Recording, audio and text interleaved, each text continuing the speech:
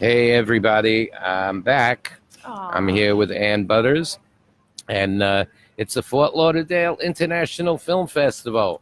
FLIFF. And FLIFF. FLIFF, FLIFF.com. Definitely go to the website, check it out. There's till the 18th. There are a film screening in Hollywood and in Fort Lauderdale, and a lot of events, a lot of meet and greets with the filmmakers, and also a lot of great movies. Yeah. I have with me right now Richard Bloom, who's the director of From Buchenwald to Buchenwald. Gotta have Buchenwald.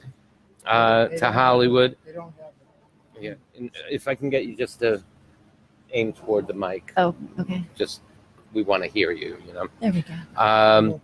It's the Robert Clary story. Now, some people may not recognize the name, especially like younger listeners, but he was in Hogan's Heroes, right? He was the French guy. Was he French? Robert Clary, which was not his real name, was born into a Orthodox Jewish family in Paris, France. His parents were from Poland. He was the 14th child. Wow. And at the age of 16, he and 13 members of his immediate family were arrested and deported to the camps. He was the only one to survive 4 death camps and a death march. And in his last camp, which was Buchenwald, which was liberated by the U.S. Army in April of 1945, that's where his name was changed. Roll calls during the camps, especially these large camps, took hours. Right. Can imagine. So he and several of his friends were talking to pass the time. They knew the Allies were on their way. He said, what are you going to do when you get liberated? He said, well, the name Robert Wiedemann, that doesn't sound so good in anti-Semitic France. So they started talking, and one of his friends said, there was a movie called Desiree Clary. And Desiree Clary was the fiance of Napoleon Bonaparte. Yeah. And who he dumped for Josephine. Huh. But The triangle. What was very interesting is Desiree Clary. So Josephine was the other woman. Became the other. Yeah. woman. Okay. But Desiree Clary had the last laugh because she ended up marrying one of Napoleon's heroes who was given Sweden, and she became the Queen of Sweden. Huh. Yeah, Well, there you go. Interesting. And her son eventually became the King of Sweden, and the line still flourishes to this day. Wow. There you go. So, So you kiss a lot of frogs, you might end up a queen. Well, the interesting thing is when I read the name and I saw, the film and the name and everything, and it's like, oh, wow. I never knew. I knew exactly who he was. I mean, in fact, the show's still in syndication on, I think, TV Land or something. Me Too, It's Me funny. TV. And I never thought of him as being a Holocaust survivor. To me, he was just a little French guy. Never really wanted to talk about it. What made him sit with you then? And Well, this is a long story. Even before that, when he got out of the camp, he returned to Paris, and okay, thank you. He became a band singer. Never really made it in France. yeah, And one day, an American record producer, was sitting in the audience, and he actually came to see a lady who was singing as a band singer along with Robert. And what actually happened was he forgot about the lady because Robert, who was a phenomenal singer, impressed him so much, signed him to a contract, taught him some songs in English, Mm-hmm. and the songs became great hits in America. Wow. So he came over in 1949, and he bombed. And they were ready to send him back when he met Merv Griffin.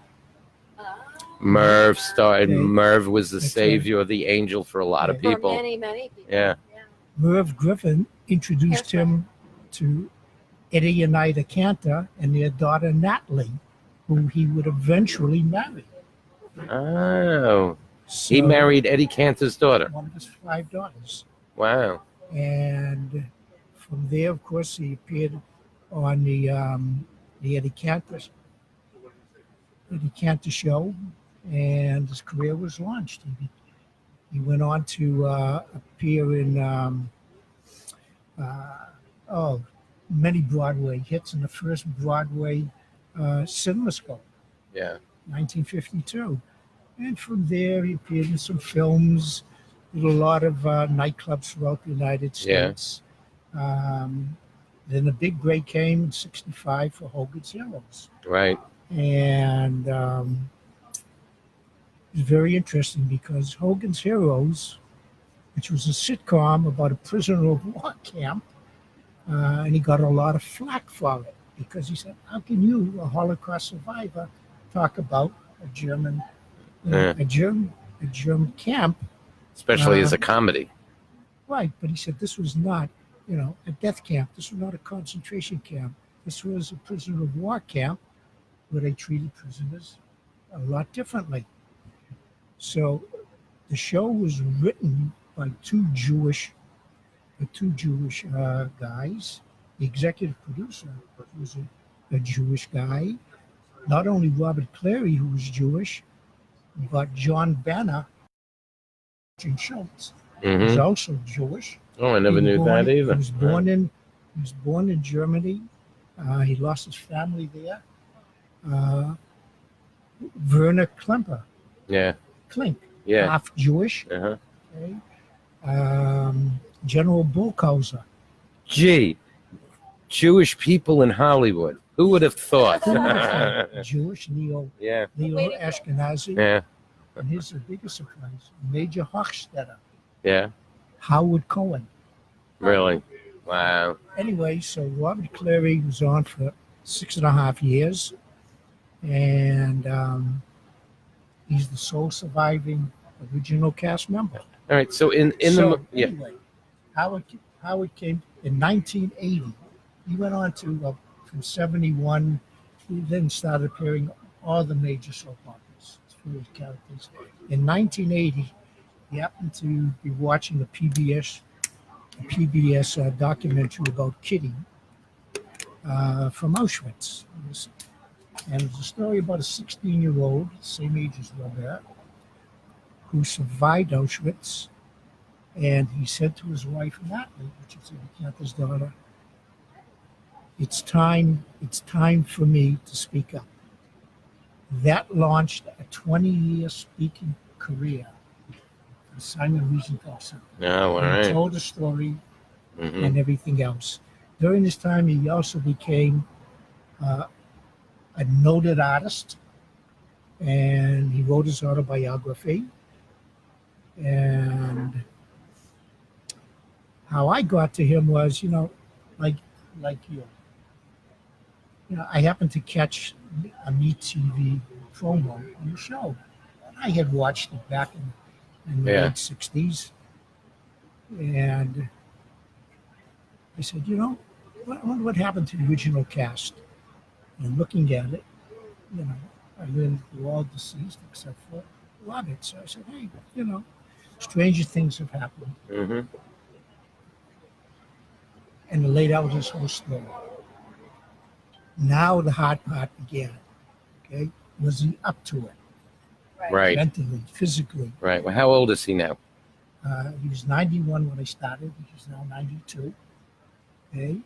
Okay. So in the movie, do you spend a lot of time with his younger days during the war and the Holocaust, or do you really make people know about it and then quickly segment into Oh, no, the trip to the Hollywood? whole background is what happened from the time the Nazis invaded Okay. France. Oh no, we Okay. bring everybody Yeah. up through his camps, Right.